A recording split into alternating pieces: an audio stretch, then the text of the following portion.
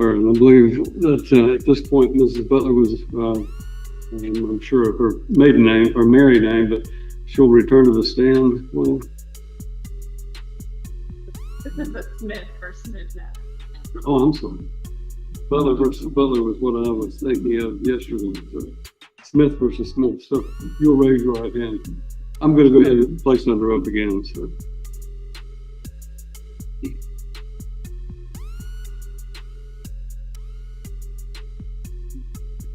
All right. Good morning. Good morning. Ms. Smith, I'm Doris Salinas. I'm going to ask you a few questions. You were asked yesterday by your attorney on direct if you were concerned about Mr. Smith's willingness to foster a relationship between you and your daughter if your daughter were to live primarily with him. Do you remember that? Yes. Okay. He had agreed for you to remain in Alexander City with your daughter, to be near your family after you separated. Is that right? Mm-hmm. And would you agree that that was a pretty big sacrifice for him to agree to that? I do think it was a sacrifice, but I also think that it was a sacrifice based off of what I was sacrificing in the divorce as well. Well, it allowed you to be near your daughter every day, right? It did, and that's what I value, but it also allowed him to keep the house and those things. That was the agreement that we had in the divorce. Well, I understand there was a package, there was a package deal. You negotiated property and you negotiated your parenting plan.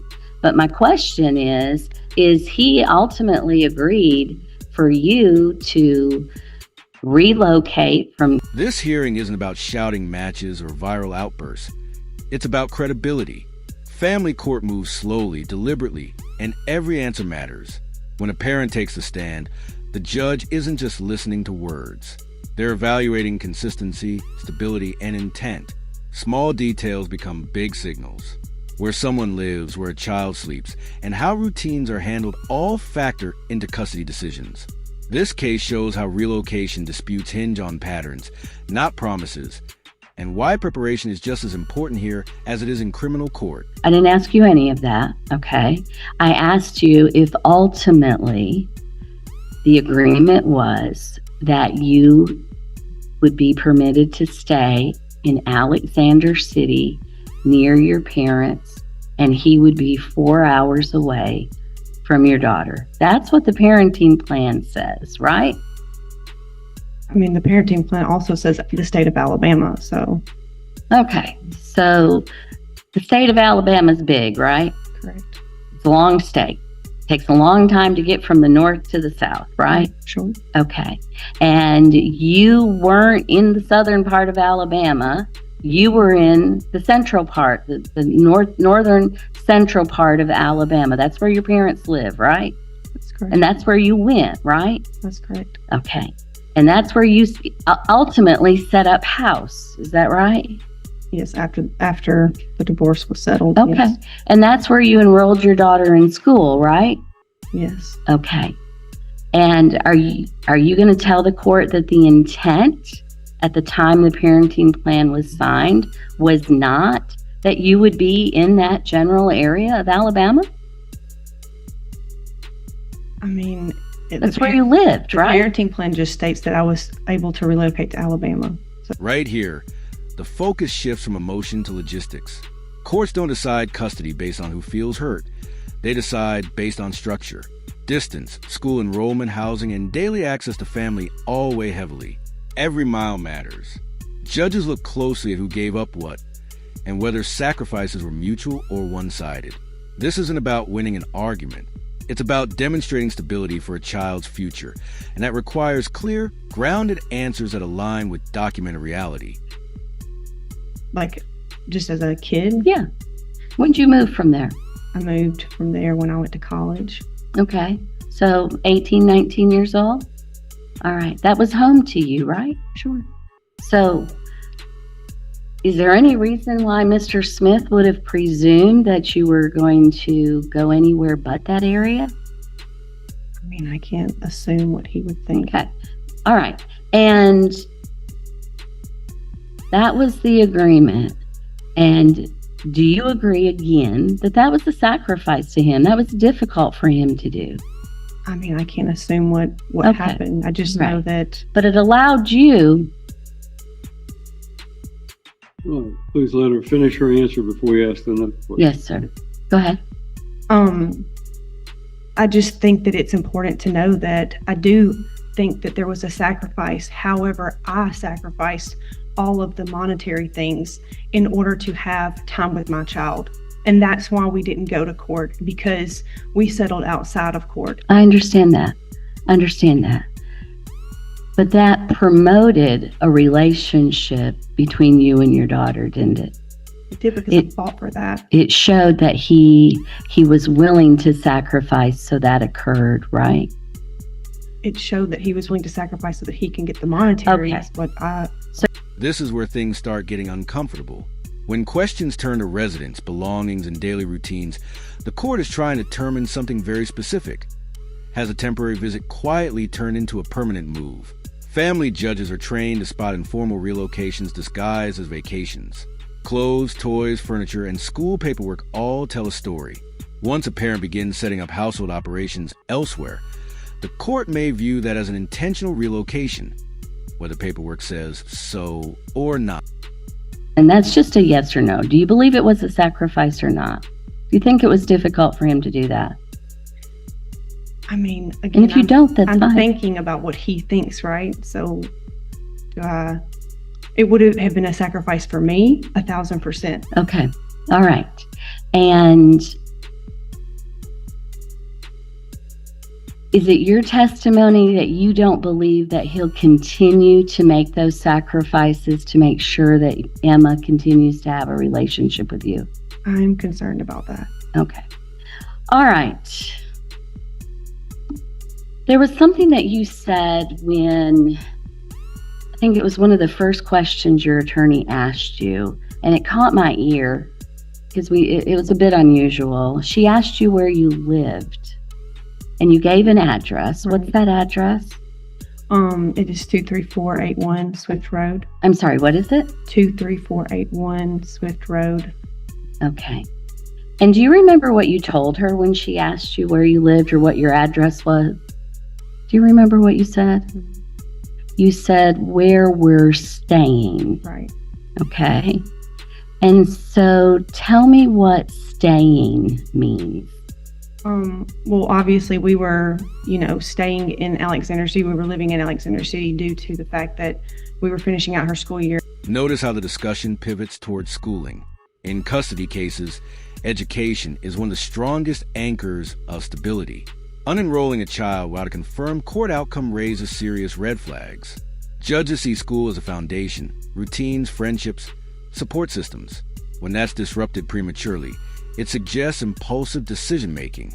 Even when intentions are good, acting ahead of court approval can damage credibility fast, because it signals that one parent may already be moving forward regardless of what the court decides. From what's going on, and I think he has as well. But, So right now you're just visiting at the location where you provided notice of your intent to relocate to? Is that right? I don't think legally I can move. Well, let's talk about your residence. Was it on Nathan Street in Alexander City? That's correct. All right. Did you rent that or did you own that? I was just taking care of it. My parents moved in with my Nana to take care of her, so they were living in her house. That's your parents' Okay, residence. so we were living there at their home. You and Emma. Yes. Okay. How long have they been out of the home? They moved out in January of, not this past January, but the January before. So January 2024. Yes, that's correct. Okay. So a year and a half, essentially. Are you using their furniture or do you have your own furniture? We just kept it the way they didn't want us to. They wanted it to stay the same. Okay. So. All right. Where are your clothes?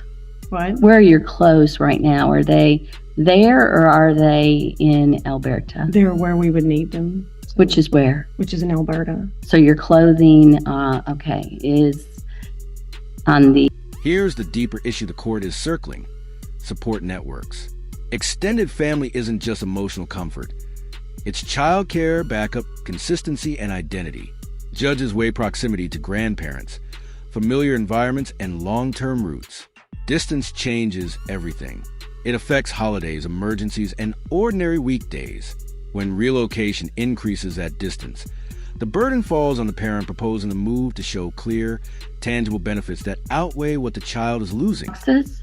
Yeah, I took some boxes. Okay. How many boxes did you take? I don't know. Do you have a storage unit? No. No storage unit? No. Okay.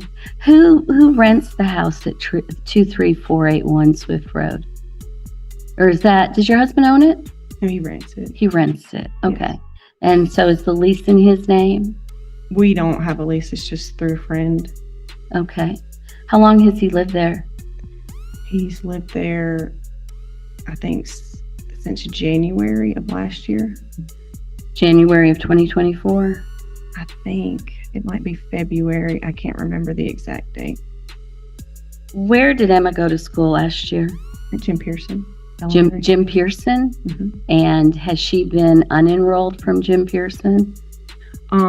I did unenroll her. Yes. You unenrolled her. Mhm. Why would you unenroll her at this point in time when you don't know whether or not the court's going to order that you stay? And I had a conversation with a lady who, I knew, and I just said we might be back, but I just knew that I was there. I was, still working there. And so I know that during the summer it's weird hours, and I knew that this could probably be prolonged. And so if we were to move to Alberta and we were to be given that, then I knew that it would need to be. Now the timeline matters. Rapid relationships, quick marriages, and sudden housing changes all raise questions in family court. Judges don't judge romance, they judge risk. Short courtships combined with major relocation plans can signal instability, especially when child is involved. Courts move cautiously when a new partner enters the picture fast, because they're tasked with protecting a child's long-term environment, not validating adult life choices. We would just have to go back to Alexander City, which is obviously, not what I would want. But I just meant that, we might have to, like right now, I'm thinking about right now, and the fact that it's July. And so, as soon as I get back, whatever, is decided today, I feel like the next step for either one of us is going to be enrollment, because it's just a time crunch at this point. okay, so she's been unenrolled. Has she been enrolled in any school? No. All right. You also testified that the girls, your husband's 3 girls and your daughter, that they have their own room and they share 2 bathrooms. Yes. Is Emma's room, is it set up? Yeah. What's in Emma's room? I just want her to feel comfortable. She's got a bed. She's got toys. She's got pictures of her daddy. She's got books. Was that room set up, or did you set that room up? It already had a bed in it. Okay. We were just trying to make sure that she was comfortable and that she felt comfortable there. Well, it's a little more than just spending a few weeks, right? You've set up housekeeping. Is that correct? I set things up so that she could feel comfortable there, but fully knowing that I do not know the outcome of this, and whatever is decided today, I will. This is where consistency becomes critical. The court compares parenting plans side by side. One parent is rooted locally because of their child. The other is asking to move farther away for a new family unit. Judges look for symmetry. Who is adjusting for whom? Who is absorbing the distance? When one household maintains continuity and the other introduces major change, that imbalance weighs heavily in custody decisions. Again, am I speculating on what he thought? Well, you lived with your parents, right? Up until a year ago, Okay, or a year and a half ago. Is that right? that is correct, yes. Okay. Are your parents close to your daughter? Absolutely. All right. And they got to see her every day. Is that right? When we were all living together, yes. So that's a yes. Okay. And you were living together from the date of the divorce, which was in May of 23, to January of 24, right? It was long because of the separation. First, okay. How long had you lived there prior to the divorce becoming final? January 2023 is when I moved Okay. there. So a year, a full year. And so they saw her every day. And where's your grandmother's house? It's like 15 minutes away. How far? 15 minutes. 15. All right. And then she still got to see them on a regular basis after they moved, right? Sure. Okay. And now they're about 200 miles away. Is that right? Yep. Okay. And what, about a 3-hour drive almost, maybe? I think it's like 3 and some odd. Okay. All right. And it sounds like that's an easy trip to make, but things happen. Time kind of gets in our way sometimes. Would you agree with that? And here's the takeaway. Custody court isn't about who loves their child more. It's about who provides the most stable framework moving forward. Every answer builds a picture. Housing, schooling timelines, and priorities. Once relocation enters the equation, the burden of proof shifts dramatically. This case shows how quickly good intentions collide with legal standards, and why family court ultimately centers on one thing above all else: minimizing disruption in a child's life. And she's not going to have that now, is she? I think that she's still going to have consistent time with her grandparents, but I also, just talking to Emma, she loves her uncle and aunt, and she has told me like she doesn't get to see them often. And there's other people in his family that he just doesn't get to see. She doesn't. Yeah. She's voiced that. And She would like more time with them. And I appreciate you bringing that up, but that's not what I was asking you about. I was I just think asking it's important to know. if you'll let me finish my question, okay? All right. You think it's important for what? I'll let you finish your answer. I just think it's important for both sides. Sure. Okay.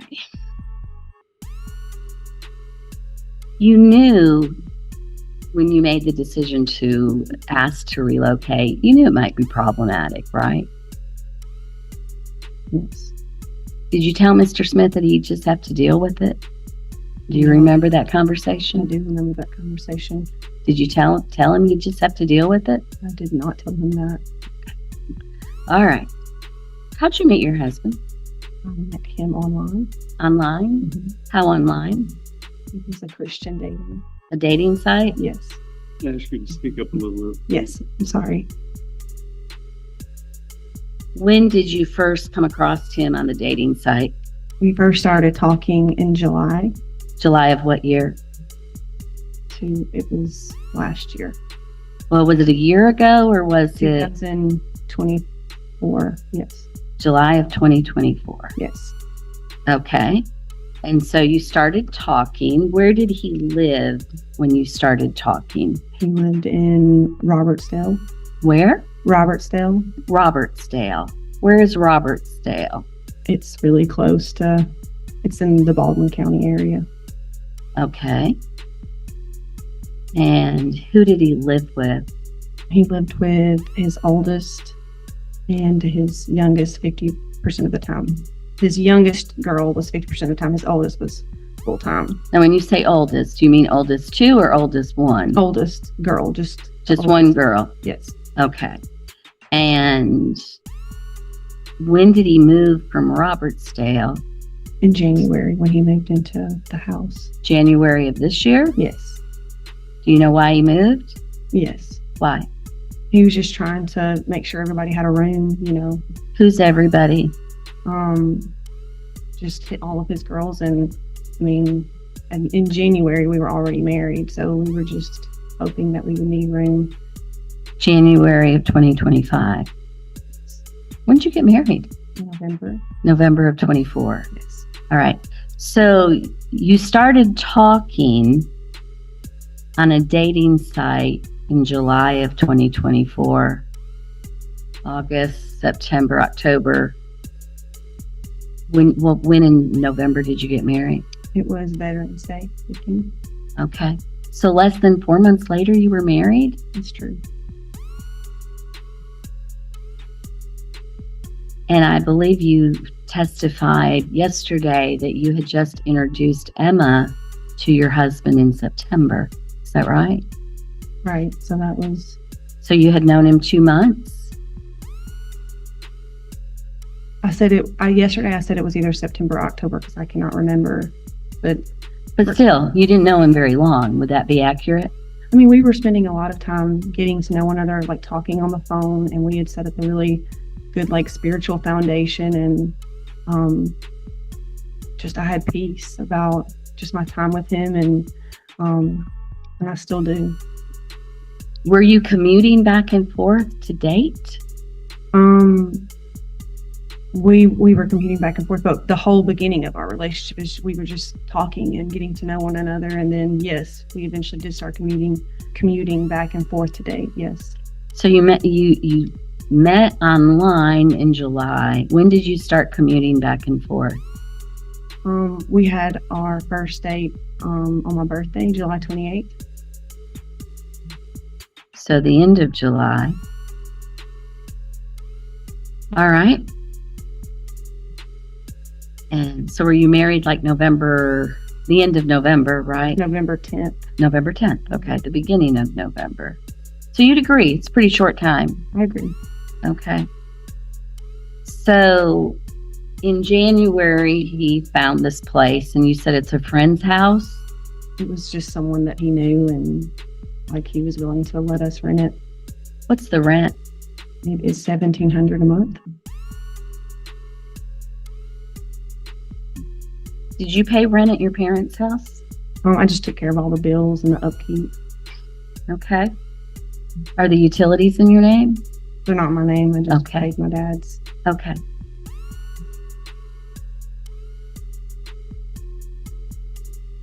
Where's your husband from? He's from Ohio. When did he move to Alabama? About. But he used to be military, so He what? He used to be military, so Okay. he moved around a lot.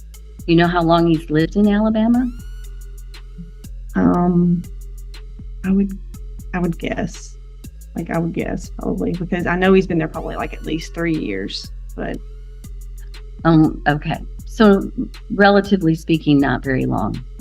right. But I mean, but he has his youngest and he has 50-50. And so like we're very much submitted, or he is like rooted there because of his daughter. Well, why weren't, and I understand that, I respect that, but why weren't you rooted? Why weren't you very much rooted in Alexander City because of your daughter? We had been living long distance for a while, and we had been making it work. You and your husband? You've been living long distance 3 months. I'm talking about me and this father. We had been living long distance, and we had had a parenting plan, and it had been working, and there was no arguments about it until the day I told him I was getting married. Well, but you were 4 hours away, right? I get that, but I'm just saying we had been living long distance. So, But my question is, why were you not rooted to Alexander City for your daughter so she could be 4 hours away from her father and not 8 hours away? You just said your husband's rooted where he's at because of his daughter. well, their parenting plan is 2 on and then 1. Their parenting plan, he gets her Mondays and Tuesdays. He does not have her Wednesdays, and then Thursday through Sunday is alternating. So like it's not a long distance plan, correct? So I knew that I could still make our plan work and I have my past, like look at the past ever since January. I mean, we've been, I've been making sure that she gets to her dad, and I'm not late. It's consistent. Well, where have you been living since January? We've been living in Alexander City until May 23rd. And then this summer we have been staying. Been vacationing. Right. Vacation, with your husband. visiting, because I thought that there was value for Emma in that. We could have stayed at 282, but I thought that it would be important for her to build those relationships. Your husband could have asked to relocate to where you lived, couldn't he have? I mean, he's a pastor, he's a coach, and Let's talk about that. okay.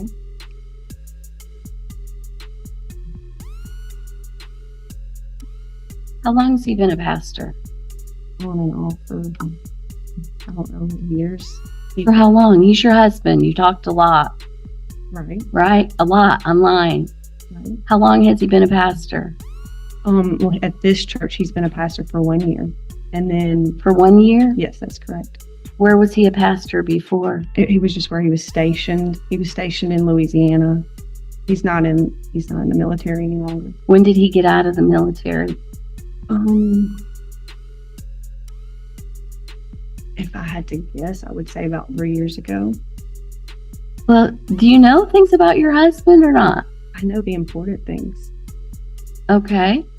So you think he got out of the military about 3 years ago. Right. How long had he been in the military? He's been in the military for a while. How long? He was almost able to retire, but he couldn't retire. He felt called to get out of the military, and it was just with a few years left. So had he been in the military 10 years, 15 years, 18 years? Was he a year short of 20? You don't know? I think it was 19 years. 1 year to retirement. I think so. But I don't have all of that information in front of me. Sure. So. Did he leave in good standing from the military? Mhm. Okay. So where did he go to seminary school? Is he an ordained minister? He got his, is it MA? Is that right? I don't know. He got his master's of, Divinity? yes, thank you, yes. Okay. And so what church does he pastor now? He pastors at Heritage. Heritage? Mhm. Okay. How large is the congregation? It's a small little country church. About how many people? I would say probably like, again, this is a guess. Sure. It could be anywhere from like 100 to 150. Okay. All right. And you said prior to Heritage Church, he was pastoring through the military? Yeah, he was a pastor in Louisiana, which is where he was stationed. At a church. Mhm. Okay. How old's your husband? He is 39. Okay. Is he in the reserves at all or anything like that? Okay. Any chance I guess he probably can't go back into the military. He that could, right? but he's not interested. Okay. All right. And you said, so I'm assuming, is he the main pastor? Yes. Okay. So he's busy. Yep. Okay. So he's pastoring on Sunday. He's going to the hospital. He's doing all the things that pastors do. And then he's also a wrestling coach, you said? Yes. Okay. What's his schedule with wrestling?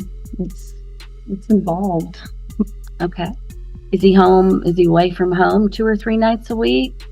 For wrestling. Yes. So during wrestling season, I would say he's away. Like he would probably get home at like 5 or possibly 6 on Okay. those evenings.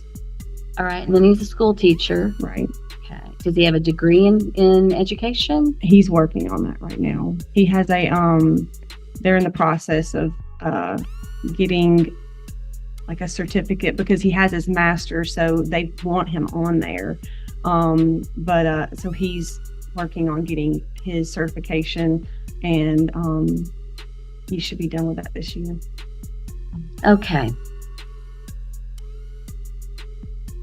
How many children does your husband have in total? He's 3. 3. Okay. And so I'm assuming because of the age difference, you have 2 that are teenagers and 1 that are 3. Do they have different mothers? Yes. Okay. And when did he become a pastor? I'm not sure when he became a pastor. I just know that it's been something that he has been called to and he's done throughout his life. Was he married to the youngest mother? Yes, and they're adopted.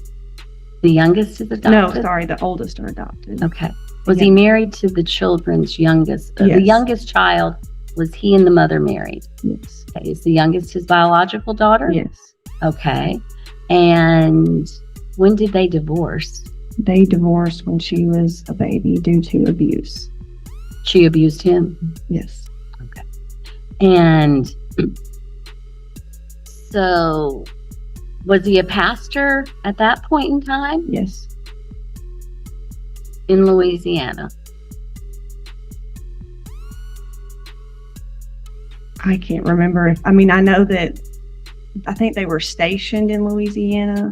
To be honest, I'm not quite sure exactly, but I just know that he was still like preaching at different churches when they were married. So yes, How long had they been married?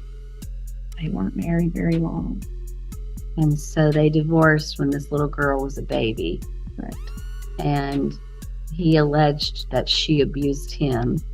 And she has 50-50 custody of the child. Yes. Is that right? That's correct. Okay. And you said they do like a 2-2-3 schedule or something similar? The schedule is what I said earlier, just that he has on Mondays and Tuesdays. He doesn't have a Wednesday, and then every Thursday through Sunday, it's alternating. Okay. And how close do they live with one another or from one another? Like 30 to 45 minutes. And that child's driving that much in the car every couple of days? Okay. And does he pay child support to the mother? Yes. How much does he pay? Like 300. What does your husband earn as pastor? He earns $2,000. $2,000 a month? Yes. Is that salary? Just gets $2,000 a month. Okay. Do you know what he earns as a wrestling coach?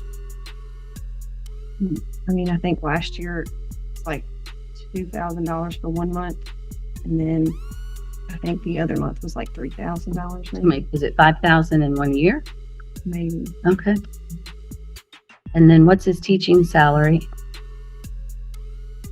I just remember that it was like somewhere around 3,000 a month. Do you think that's after taxes?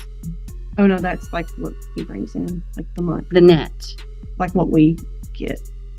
Mm-hmm. Okay. So the wrestling ends up being what, maybe 5,000 a month, not quite, or something, and then his other between pastoring and teaching. It's not 5,000 a month though. No, It's 5,000 a year. sorry, 500 a month. Okay. So yearly, he's maybe netting 24, less than 60,000. Would that be accurate? No. Okay. What's he earning? Because He- you want to stay at home, right? right. He also has military. Okay. That he gets. Okay. But it's not retirement.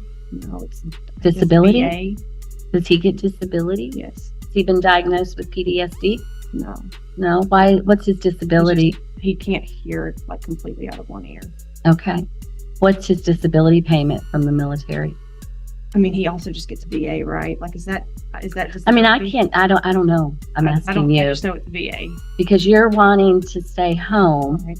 You're going to be relying on his income, right?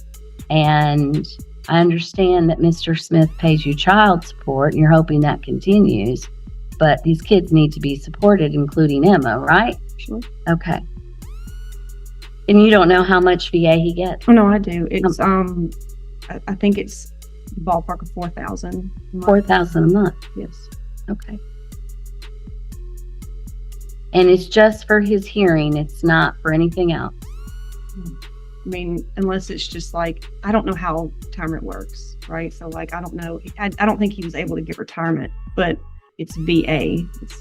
And I know that he has like no hearing in one ear and hearing loss in the other, and that's why. Okay. What's the 3-year-old's mother's name? Whitney. Whitney? Yes. What's her last name?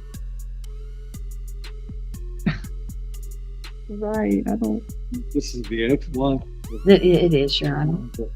Well, Your Honor, she's alleging that she abused her husband, I think it could be relevant to know who this lady is. I'm going to ask her a little bit about how involved she is in the child's life. This child's going to Is be this the around mother of the 3-year-old. older children or No, young? the younger. 3-year-old? The 3-year-old. Well,